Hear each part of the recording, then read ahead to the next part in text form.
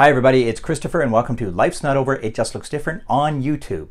In today's video, I want to touch on three different CVI characteristics: need for movement, complexity of array, and facial recognition.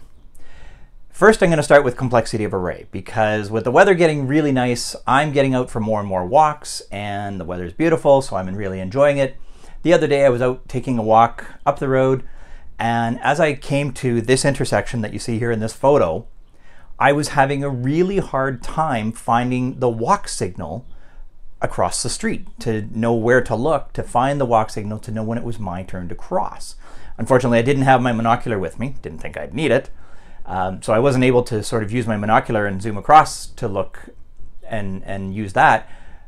But I was watching and looking, and as you can see from the zoomed in version of the image here, it's because the walk signal was lost, for me, complexity of array, against the background of that red sign, which was a real problem to be able to pick it out and to see it. But once I realized kind of where it was, I just kind of focused in on it really tight, really intently, and then I was able to see it change, as I've described in my earlier video on need for movement.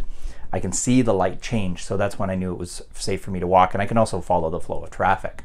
But this isn't the first time I've sort of had to hunt for where the walk signal is, because cities sometimes put them in different places depending on where they can put the pole for the signal to operate. So it's a bit of a hunt and peck sort of a game for some of us, and when you find it against a sign like this, it gets really just that much harder to find.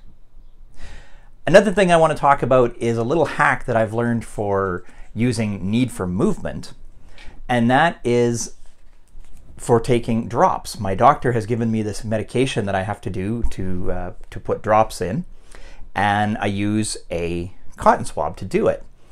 And I focus in really intently on this, and I can actually see the drop coming out, I can see the shininess, and I can touch it to the cotton swab to make sure that it gets there.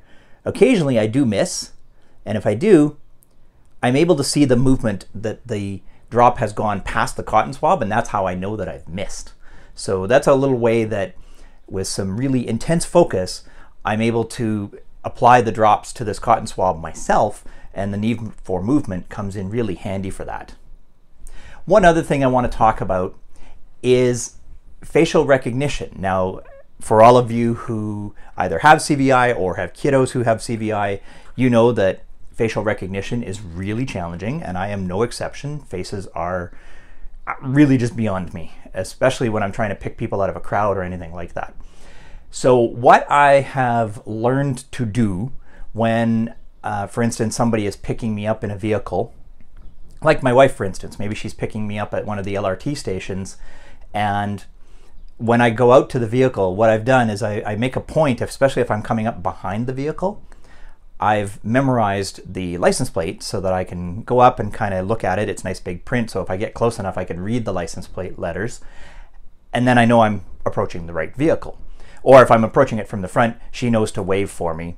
So this is how we kind of communicate this, so that I know that I'm approaching the right vehicle.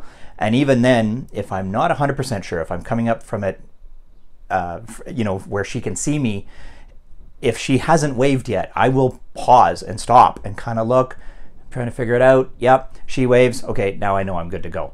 So this is just a little thing that she and I have learned to do to make it easier for me to find the right vehicle, or like I said, I've memorized the license plate number. Because it has happened where I've walked up to the wrong vehicle and tried to open a door and somebody quickly locked their doors, and wow, that was a very uncomfortable situation. No harm came from it, but it's just taught me to be a little bit more careful when I'm doing that sort of thing, so that I'm approaching the right vehicle and not putting myself or anyone else in a situation to feel threatened.